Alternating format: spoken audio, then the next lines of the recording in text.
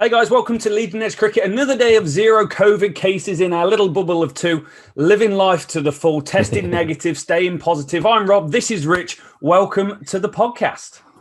How are we doing, Rob? What's going on? I am very good. Now, huge news to go through today, Rich. Massive news that's been impending. But I know the question on everyone's lips is going to be, you had your first league game of cricket at the weekend. No, I didn't. Oh, no. The other team couldn't get a team out. They were terrified, mate. They had heard I was making a step down to second team cricket and they must have just gone, hell no. Yeah. Or they're just another cricket club that's struggling to attract players and it's bank holiday weekend. So the ones that are available probably all decided to go away for the first opportunity in this COVID time. So not to worry. Next week, there's always another game of cricket, Rob. That's the main thing. So you're not by yourself then. So your cricket's cancelled for one reason. Massive international franchise cricket suspended until further notice. It's basically the same thing. I mean, club cricket, IPL. I mean, we're all in the same boat, aren't we? So, yeah, that's the massive news. We spoke about this a little bit last week. In that we were getting a little bit concerned with where IPL was going, but the big news today, it broke overnight that IPL has been suspended indefinitely following a number of positive COVID-19 results. I think there was some worries around stadium staff, etc. But then playing squads, Chennai Super Kings, Kolkata, and Sunrisers Hyderabad. Sahar, isn't it, the wicketkeeper? He was the last one to find a positive test. So it had to come, didn't it? The BCCI and IPL put out a joint statement on Tuesday, Rob. I won't do a Paul Nixon-esque voice for this. I will just read it as it should be read.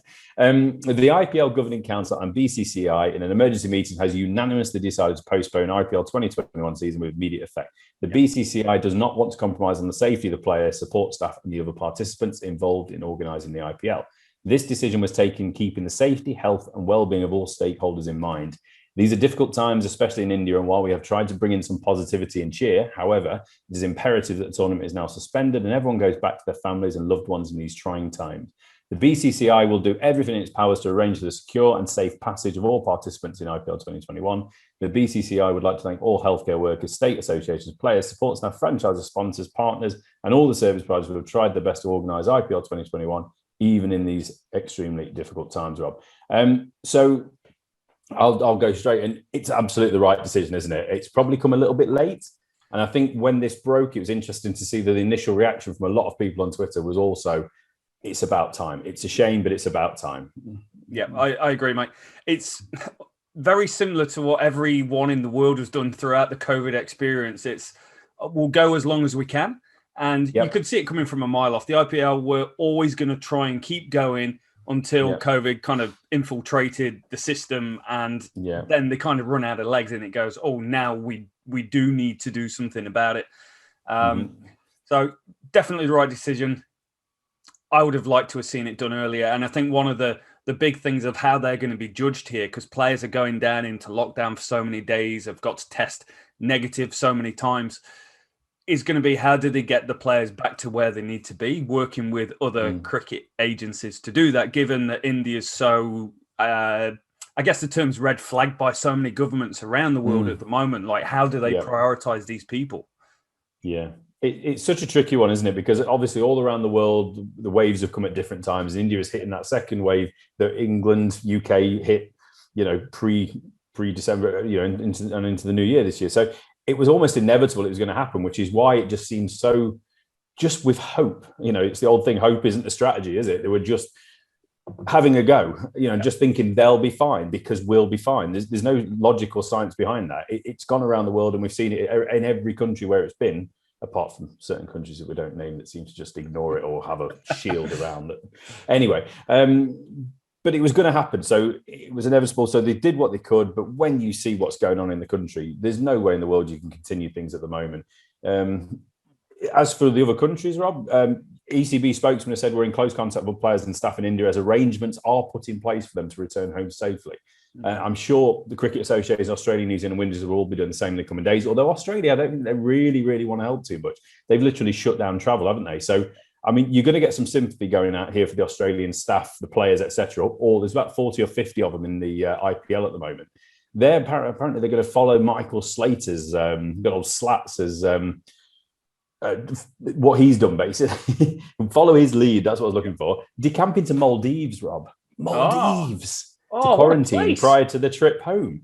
If that's, I mean, I could do some quarantining. That's fine if I have to go to the Maldives to do it. Yeah, mate.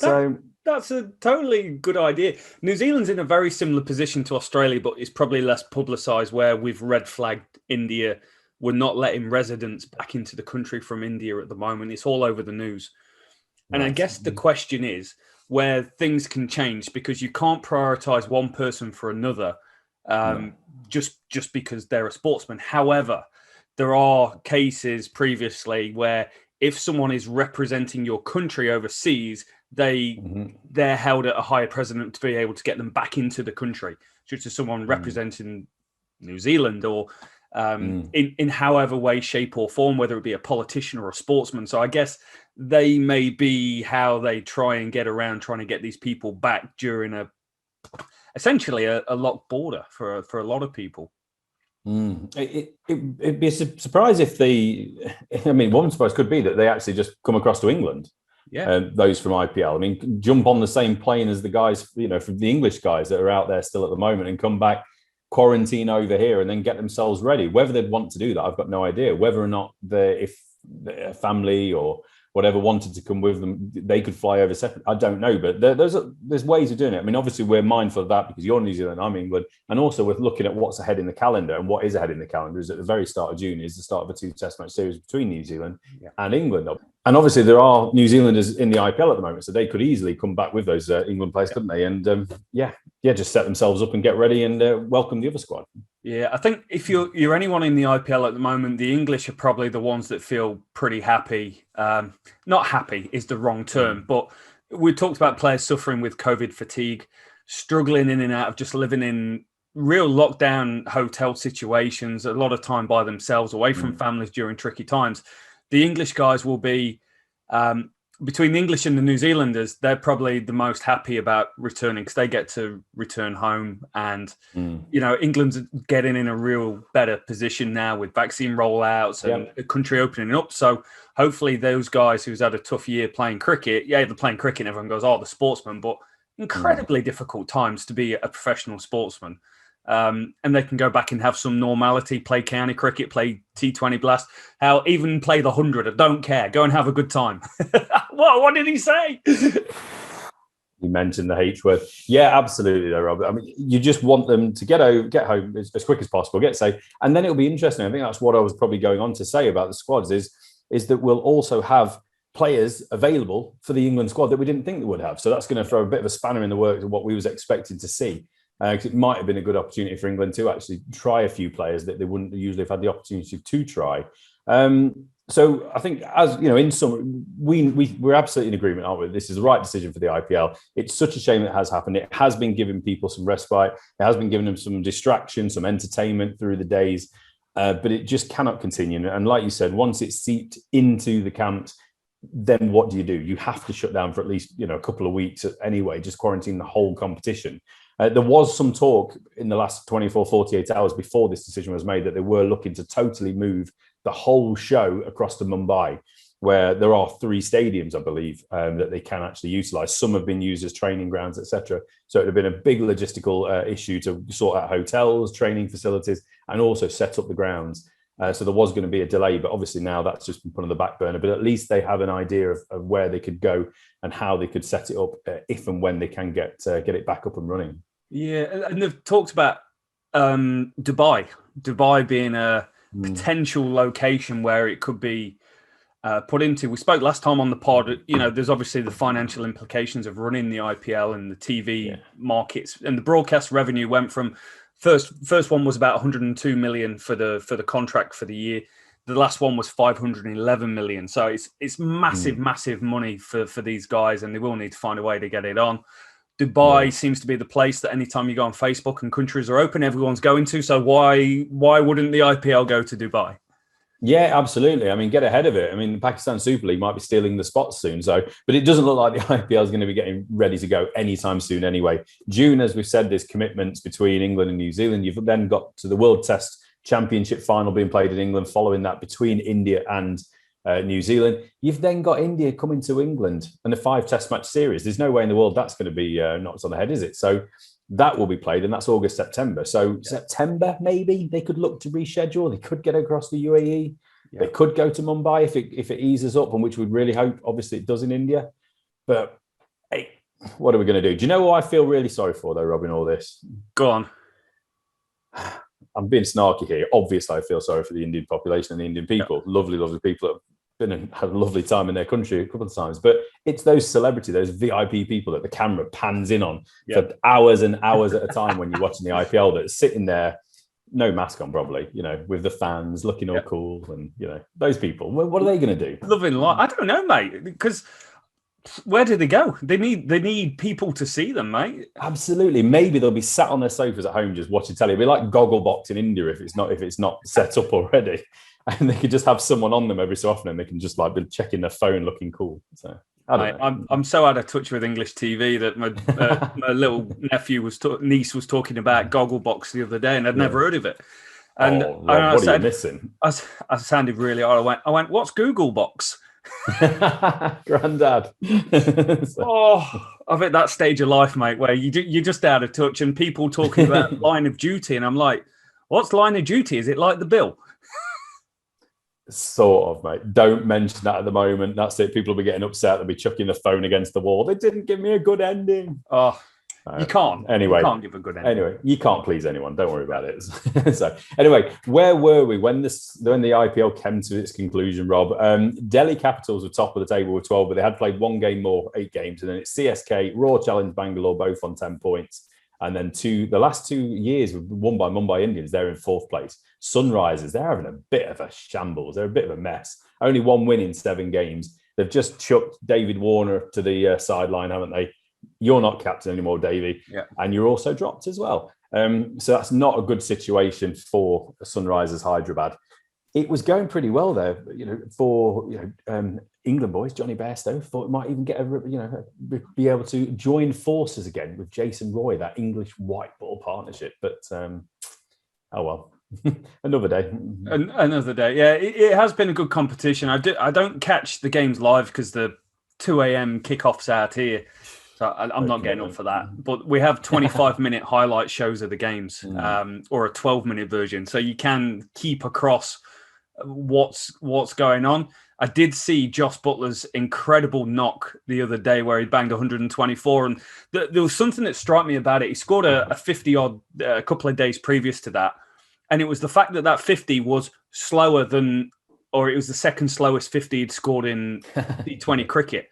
And I think what you're seeing from Josh Butler is similar to something like and the different players, a Chris Gale. Chris Gale knew all he had to do was hit 10 boundaries to score 50 with the way he plays. So he absorbed a lot more dot balls and was able to get himself in a little bit more because he knew he could go.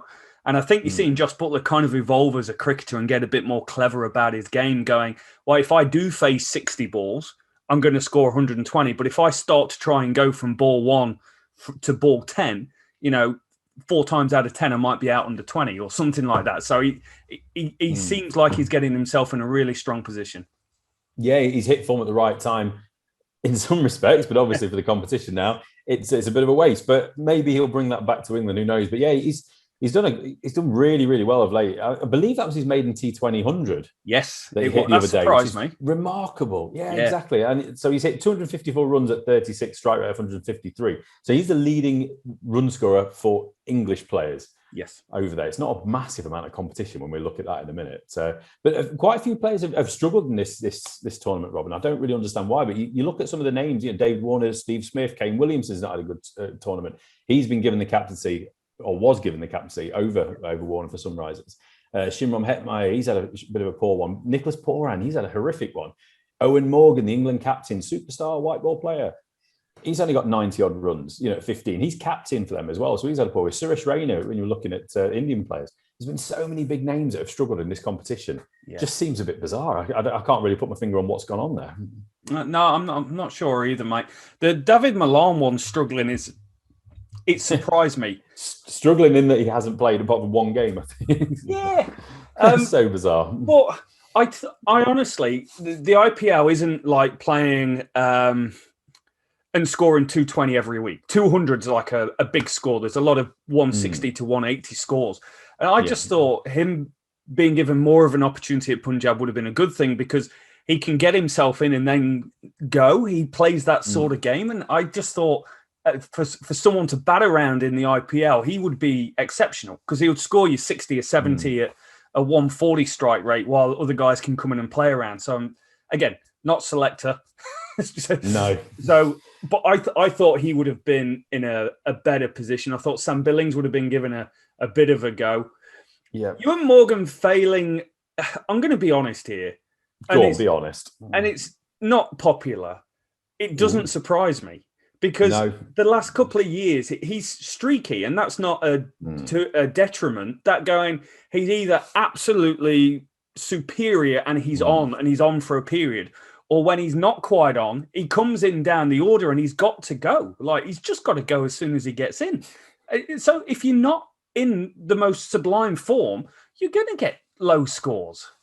Yeah, no, you're right. I mean, he has batting 4 or 5, hasn't he? So he's been having a good opportunity. It's just a strange one with someone like Eoin Morgan. I've never, it's a bad one to say, and I don't like to admit it in public, but I never overly warmed to the guy. Yeah. And I don't know why that is. I can't put my finger on it, just the way it is. Obviously, the way Alex Hales has been handled in the last couple of years, maybe initially fine, whatever, but the last couple of years, it's become a bit of an embarrassment, I think. Yeah. And it's clearly been led by Morgan. So I don't like that angle. But coming back to the IPL, when you're only scoring 92 in 6 games and you're captain, you're an overseas player, you're a senior player, you should be doing better. It doesn't matter what competition you're in, whether it's, you're having a knockabout in the under 11s blue bat cricket, or if you're playing in the IPL, he should be scoring runs. Simple as that. Someone that is scoring runs though, Rob, someone we love on this, a mustachioed lefty, Shikhar Dhawan. Delhi Capitals. He's the top run scorer, 380 runs at 54.28.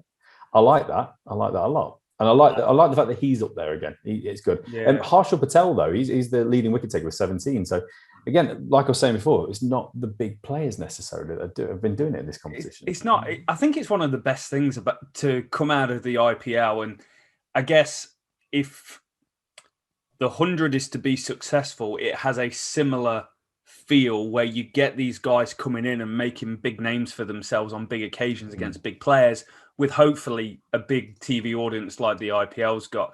You got Darwin, KL Rahul, PP Shaw, Sanju Samson. They're the top guys. You've got a Faf du Plessis thrown in the mixer in the top runs, but they're all Indian guys that are performing. And every year in the IPL, there's some young kid that comes on, has a debut, takes 3 or 4 wickets, and everyone's like, wow, this guy. It is the ultimate place to be seen by a billion audience of Indian cricket fans who won't follow their county cricket game in depth or the local T20 competitions. It's this is the place. This is the biggest scene that they've got to go and make a statement and go, I'm good enough to go and play international cricket because I got AB de Villiers out, or I did this. Yeah. Wouldn't it be amazing if there was a truly kind of worldwide game or tournament that we could have where you're seeing those Indian players involved as well? IPL, obviously, it's the Indian Premier League. They're going to not overload it, but they're going to load it with Indian players. But wouldn't it be amazing if there was one competition that was just the best around the world? It's not restricted to anything. Three or 4 English teams, Kiwi team, Aussie teams. Well, yeah, and then just a complete mix of players. That's what I mean. It might be a team that's got 2 Indians, a Pakistani, a couple of New Zealanders, a couple of Englishmen, a couple of Aussies, all chucked in together. No restrictions on who's who. Just be so good to see. Just the absolute best of the best. Yeah, all mixed together, playing off against each other. Now that's the 100 competition I'd probably be interested in. Yeah, I was thinking about this while I was on holiday at the weekend, and I was thinking about the evolution of the game. I was like, what would be cool? Because the 100's not there, but what happens if 6-a-side cricket is not big, but as a pub game, it's really good fun. But you imagine dangerous if you're playing it in a pub. Yeah, literally playing it in the pub. Watch the top shelf. 1 and 1 bounce. So you get these massive celebrities as owners with a pot of money and a draft system very similar to the IPL, but it's 6 players each. and they all have to, 5 overs bowled, 1 wicket keeper, all bat, all bowl. That could be absolutely an amazing weekend. Yeah, I like it. You need to write this down quickly, put it in an envelope, stamp it, post it to yourself, get a date on it. Claim it. It's your idea. Claim it. I just thought it might be a fun thing to do at some point and might be quite entertaining. It could. There's so many different competitions around the world. It would just be so good if there was just something where all the stars came to it. Doesn't matter about restrictions. And 6 aside, that'd be so fun, wouldn't it? Maybe that'll get us in the Olympics. Who knows? Never know, mate. Never know. So other England players in the IPL, Rich, some hot, some not. Who's really lighting up that we've not touched on? Yeah, I don't want to call it the good, the bad, and the ugly. It's the good, the bad, and the hardly played, isn't it? I mean, there's a few boys who've already gone home. Your Liam Livingstones, Jofra Archers, etc. First off, Darwin Milan, he's played 1 game, 26, a runner ball 26. Thanks, number 1 bat. Yeah. Have a nice trip home. Chris Jordan's played a few games, quietly contributed. He's such a key player. Whatever he does, he has that about him, doesn't he? Sam Billings, like he says, not played. Jason Roy's not played. That's not great for those guys, but their bank balance is delighted. We mentioned Josh Butler. He's had a really good tournament. He's been steady as you like. Moeen Ali, though, he's a man clearly enjoying his cricket. Love him. He's been given that freedom, hasn't he? And it's sometimes players, no matter who you are, how old you are, you need the confidence of your captain. You need someone to just say, go out and play. I think you're a great player. Give him the ball at the right times. He's took 5 wickets. That's not a lot, but it's only at 6.16 and over economy. That's amazing. 206 runs, a strike rate of 157. So it doesn't necessarily matter how many wickets or how many runs he's got, but it's just what he's doing it at or what he's conceding. So a real confidence boost for him after a bit of a messy year or so, especially over the winter.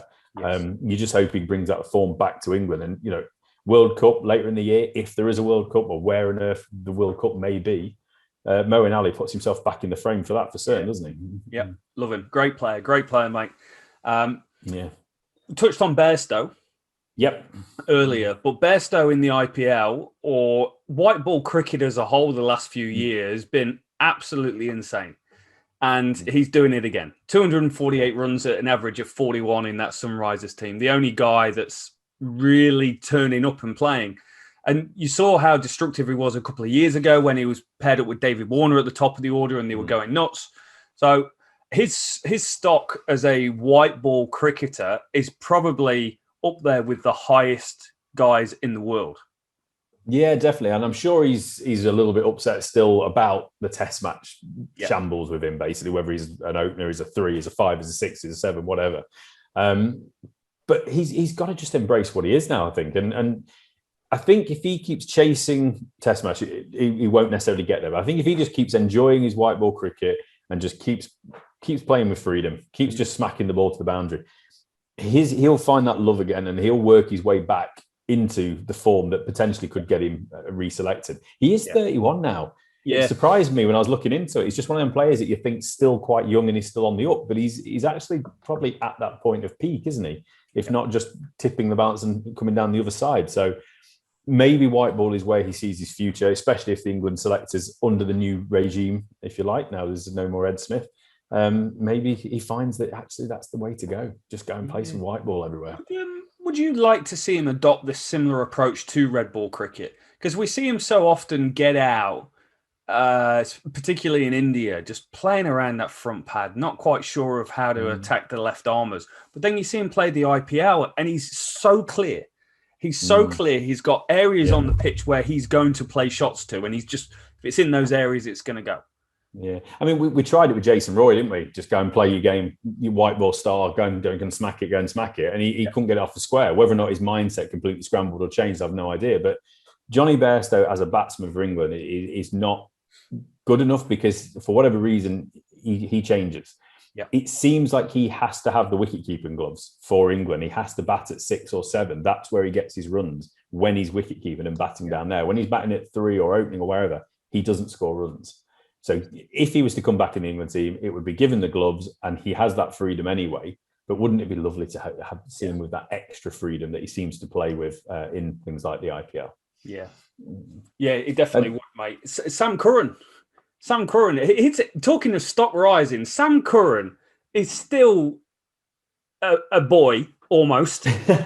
when he's 45, he'll be a boy. Exactly. He's the youngest looking lad I've ever seen. And he's got something about him, mate. And that when he peaks in 6-7 years' time, he could be massive. He's prime time, isn't he? He loves it. There's certain players out there that love the spotlight, love the end of innings. He loves having a chance with the bat, chasing a score, whatever it might be. So, yeah, he's getting a bigger and bigger reputation worldwide, especially in India, obviously, and then it amplifies out from there, doesn't it? We spoke about it before, and we'll mention the next guy in a minute, Chris Wokes, who weirdly, I'll just mention him quickly, 5 wickets in 3 games at 16, economy of 7.45, but didn't play after that. Hasn't played after those first 3 games. Kept getting English players out as well. Strange. But the reason I bring him into the conversation is that Sam Curran needs to do what Chris Wokes does, and Sam Curran needs to go and add 5 miles an hour plus to his bowling if he wants to be taken, for want of a better term, seriously in an England red ball setup. Yeah, he's not a bowler yet. I don't think you can use him as one of your 3 seamers if he's only trundling in him, still zipping past my ears at 70, late 70s, 80 mile an hour. He needs to just add that, get up to 85 plus. Like Wokes did. Wokes probably was pushing late 80s, wasn't he, in the end, after being a bit of an 80 mile an hour trundler initially. Yeah, he's got the potential to be a very, very rich man's Alan Mullally. The fact that he can bat and he's a better bowler, that makes him a rich man's Alan Mullally. It's just because Alan Mullally was a left armer and he's the only one I could think of from the English team. Blonde and wasn't born in England. He's basically Alan Mullally. Literally, just like him. Exactly. So it's been good to see the English players do pretty well, but it's been a real disappointment as well to not be able to see the likes of Darwin Milan really go out there and show why he's got to number 1 in the world. Let's get across from IPL, Rob. Quick update on the PSL, Pakistan Super League. Yeah. Now, this was postponed quite a while ago due to COVID as well. Obviously, it's a timely time to mention this.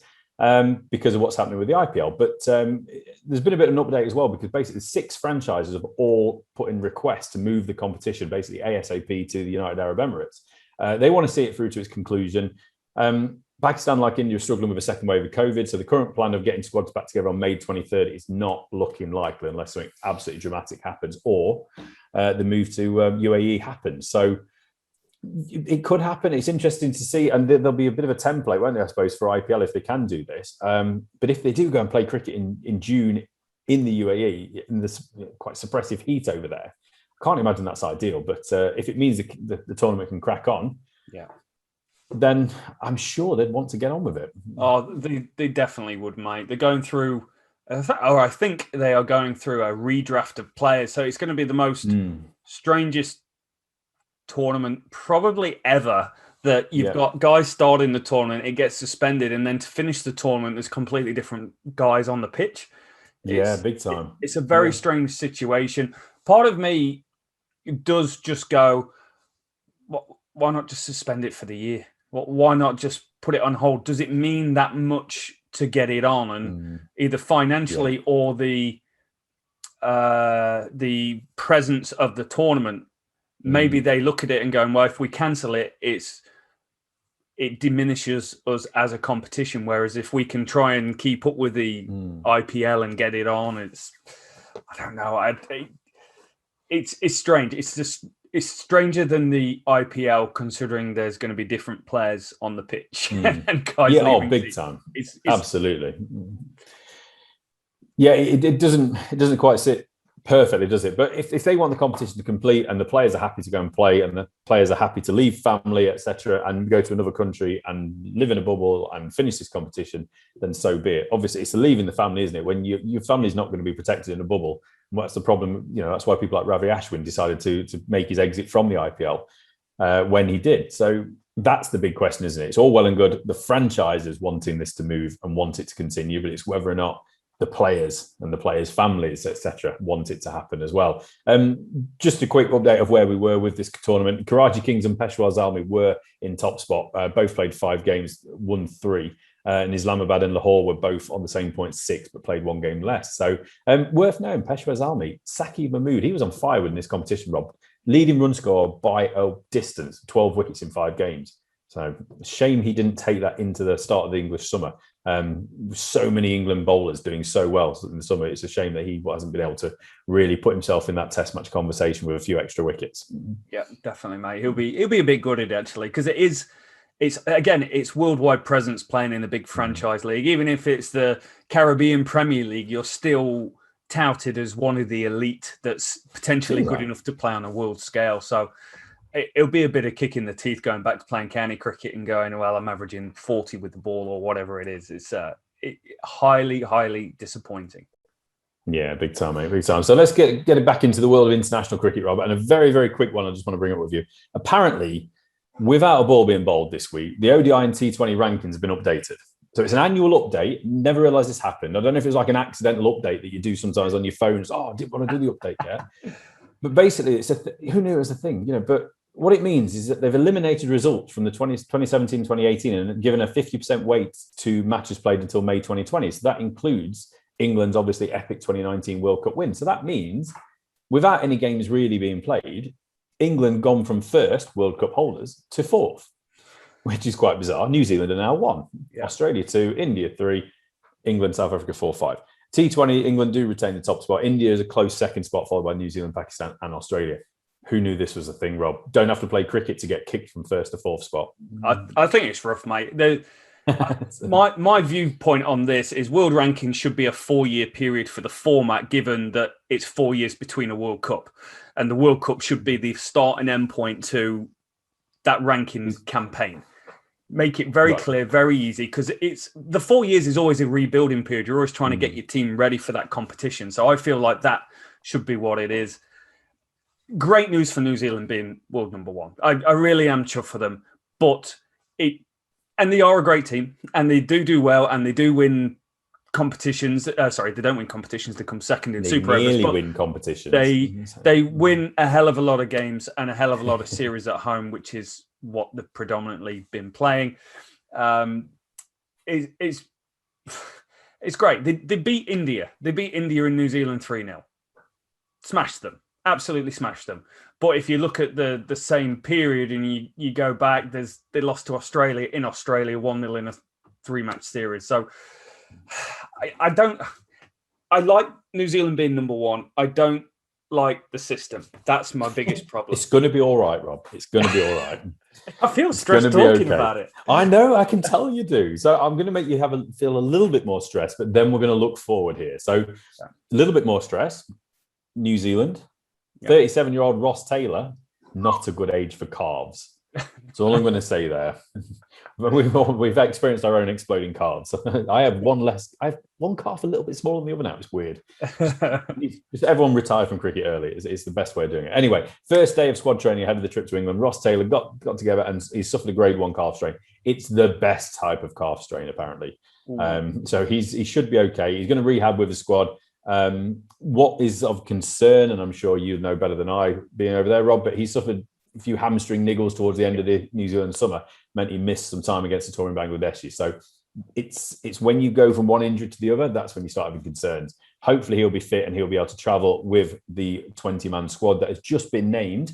We can quickly go through that if you want, Robert. What I'm interested in is if you know who the first call-ups are, and the uncapped man as well. So it's Kane Williamson captain, Tom Blundell, Trent Bolt, Doug Bracewell, the uncapped Devin Conway, Colin de Grandhomme, Matt Henry, Carl Jameson, Ross Taylor, who we mentioned, Neil Wagner, Henry Harvey Nichols, Ajaz Patel, Mitchell Santner, Tim Southey, BJ Watling, Will Young, who has just hit 100 in county cricket, Tom Latham, Darren Mitchell, and then Rashin Ravinder and Jacob Duffy, the two men who are getting the first call-ups. Tell me about Rashin and Jacob, Rob. Oh, mate. I want the lowdown. You know these guys personally, I'm sure. He's putting the pressure on. One, I want to say Ross Taylor's going to be a massive miss if he's not playing. He's been instrumental to this team for 105 tests. He averages 40 in England, which is very solid from 17 test matches overseas.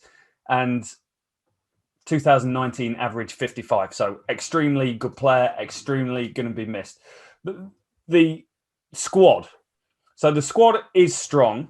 And there's a few names I think that guys need to really wrap their head around. One is Devin Conway, who is a South African-born, South African-grown New Zealander. We know them. As soon as you get your PR, you're all good, mate. Your keyway.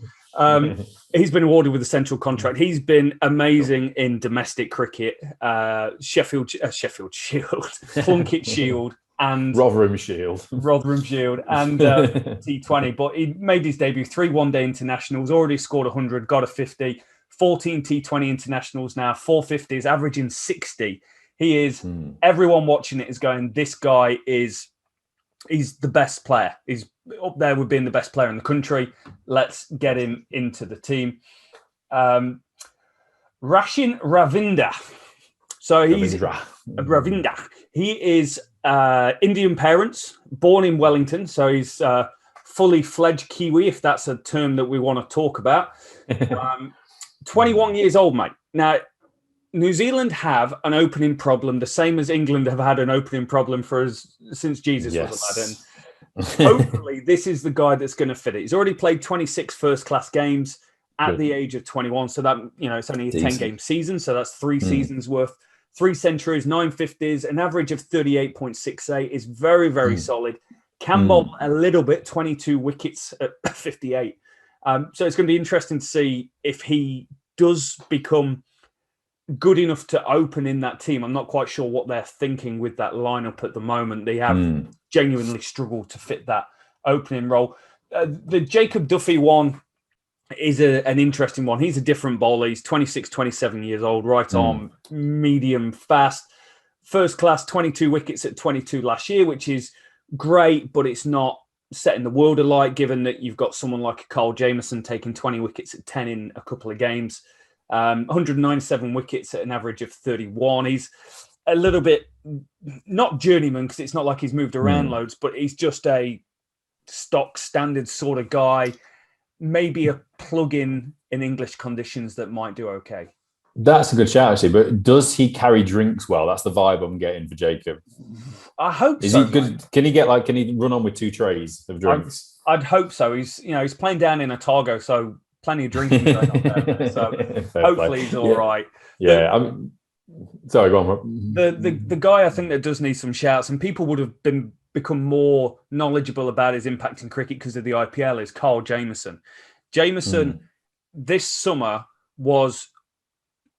it's probably unlike any bowler's summer that I've seen before. I don't know the actual stats, but he's 36 wickets at an average of 13 in Test cricket. Playing against Bangladesh, playing against the West Indies. He's 6'8". He's massive 6'8", built 6'8". He's bowling from about 12 foot in the air. The bounce was ridiculous. So he got all these wickets in the Plunkett Shield. He got all these wickets in the Test match. And then someone in the IPL went, I'll sign you up. He played T20 cricket for New Zealand and looked way out of his depth. The difference being difference in how you play bowling at T20. T20, people just get under it and knock it on its way. Whereas Test cricket playing with a straight bat, he was just amazing. I can't imagine Chris Tremlett ever being a particularly good T20 player. So I'm getting a real Tremlett vibes from how you're describing Jameson. Yeah, he can be interesting to see him. Jameson can he as well? He's got 150, averages 56 from 6 Test matches. He's great. So some of the selections did make me happy. There's Ajaz Patel in the squad now. He is Indian descent spinner who did very, very well on the subcontinent, but never seems to really get a shot at the Test team, even though he topped the Plunkett Shield most wickets 3 years out of the last 4. He's class.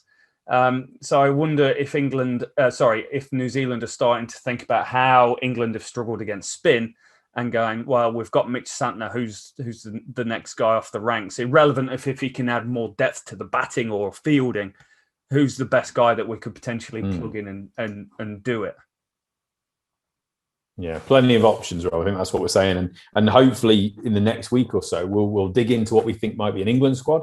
Yes. If we need to, we can go into a little bit more depth if we want then for the touring Kiwi squad as well. It's worth just noting as well, it's a 20-man squad initially, but it will be trimmed down to 15 in advance of the World Test Championship final against India on June 19th. Yep. So just to wrap things up, Rob, I think it's good. We used to look at cricket all over the world. We were trying to follow Test series, follow ODI series. way too much cricket being played. So we've tried to trim things down, focus on the English game, county cricket, or what English players are doing around the world. But I think it's worth, when a test series has come to an end, we love Red Bull, so I think it's worth us just quickly looking into what's been going on in some of the test series. So there's one thing on at the moment, and it's worth just saying Sri Lanka, Bangladesh, they like scoring runs, Rob. They're big fans of runs, like big fans of runs.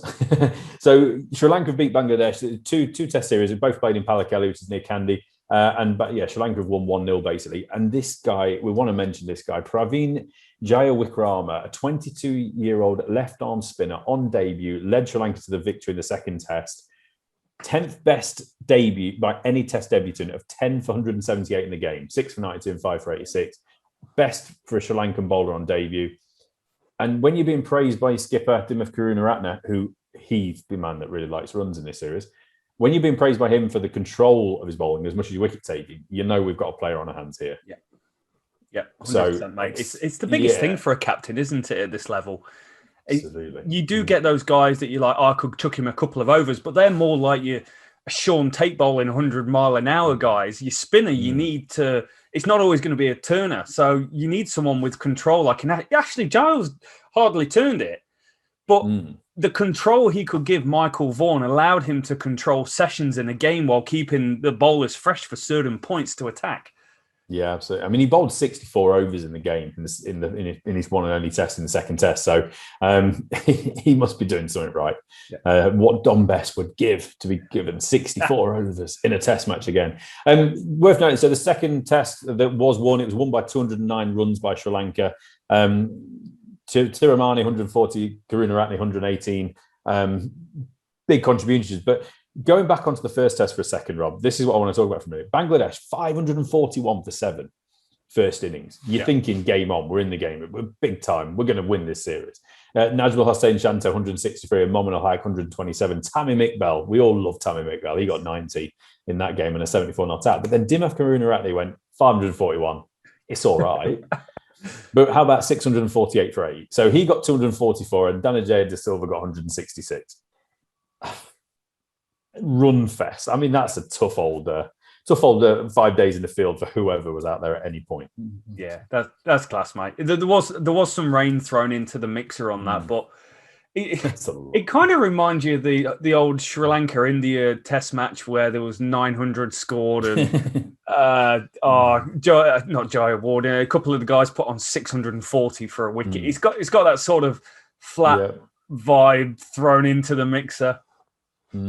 Yeah, big time, mate, big time. But it's great to say. I mean, Dimuth Karunaratne, he came to Test match cricket a little bit late, didn't he? But he's one of the best around at the moment, and he's just so consistent as well. You know, he follows up his 244 with his 118 and then 66 in the next game. So he's just had an incredible series, a short series, obviously, but it's great to see cricket being played around the world. It was amazing over the winter to be able to watch England playing in against Gaul, wasn't it? Against Gaul, at Gaul. See that sunshine, see that fort. It was just marvellous. And I'm just such a big fan of Sri Lanka. So it was great to see that. It's great to see them get the win. Decent effort from Bangladesh, though. Wickets being taken. You still got your Tamim Iqbal.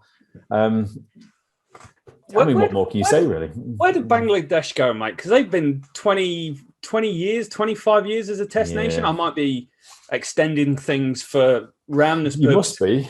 But they beat West Indies in 2018-19 at home. And they have beat West Indies away, their only test match away win in 2009. This is taking Zimbabwe out of the conversation. They have not won any other series, and there's been 40, 50 series. That is brutal. I would have expected them to pick up a couple of wins, maybe against test nations at home, but they just never get it across the line. Yeah, I mean, I don't know what the plan is going forward with who's playing who, but you would hope that Bangladesh will be playing, opportunities against the likes of Ireland, maybe against Zimbabwe, perhaps, and Afghanistan, for example. And then pushing on and also playing against, West Indies or whoever. I mean, get them over to England. Let's get England back over there, whatever it might be. They need to keep playing. They need to keep pushing. And, there's players that have contributed in this series. Like we said, Najmul Hossain Shanto, you don't get 163 unless you're a good player. But they need those players if it's him or others or younger players coming through, they need those superstars to develop. Yeah. Tamim Iqbal was the name. Everyone knows the name Tamim Iqbal because he's played around the world, hasn't he? But they need those players so they can hang the country's hopes or hang the team on those stars, like Sri Lanka did with the likes of Vars and Jayawardene and Jayasuriya, etc. That's what Bangladesh now need in order to just like jump them onto that next level, where they can contribute and start making some headway into those rankings, because they've always been there or thereabouts at the bottom, haven't they? It's quite interesting. It's got a little bit of Pakistan-esque around it, where if they get someone, they put them in when they're potentially not ready, because it's like, this guy's 20, he scored a few runs in domestic cricket, chuck it in. What I would like to see is, and it might mean taking a hit for a couple of years, is taking the guys that are 20 that might average 25 in test cricket and not be quite good enough, and is send them to Australia, make the country make an investment, send them to Sydney, go and play some grade cricket, learn to play on those wickets, go and spend a summer in England and play on some wickets down there, like make investments in the players' longevity of their career to get a better roundedness to play test cricket, because they always struggle. It's identifying them really early as well, isn't it? It's the ones that have played a little bit of first class in Bangladesh that might not have even got anywhere near the test side yet, but you've got to start putting that plan in place, haven't you, to say, right, identifying this talent, this is the person we want to make sure, get him into the England team. It's what England do, isn't it? If you play England 14, 15, 16, 17, 18, 19, 19 Lions, you're going to play for England. That's what they want to do. You'll find a lot of these players don't come from nowhere in the English system. They know them. They've been through all the year age groups. That's what teams need to do. Obviously difficult. It depends what funding they've got in different countries and what infrastructure. But if you can identify that talent when they are 18, 19, get them across to England, somewhere like that, or Australia, play a bit of decent club cricket, get to know the world, big world, and different situations and different conditions. They can then go back, like you say, more rounded players, and hopefully hit the ground running when they do finally start playing international cricket. But that's what they need. Sri Lanka look like they've been going through a bit of a transition, haven't they? But it's good to see that they have got players that have made big performances in this little series. Bangladesh needs to just grab those names. There's some good names, good contributions in this, and if those guys can just keep going on and keep pushing them forward, bring some young players through, hopefully they can keep pointing in the right direction. Yeah, good points, mate. Good points. So remember, guys, this podcast is split out into two this week. There's this one dropping now, which you are listening to, which is absolutely brilliant. So much going on, IPL, PSL, Test Series, New Zealand, England, all that sort of jazz. So put in the world sort of news into one, and then the subsequent podcast will be the county cricket wrap-up, which we'll record tomorrow, as long as my diary doesn't change for the 74th time this week.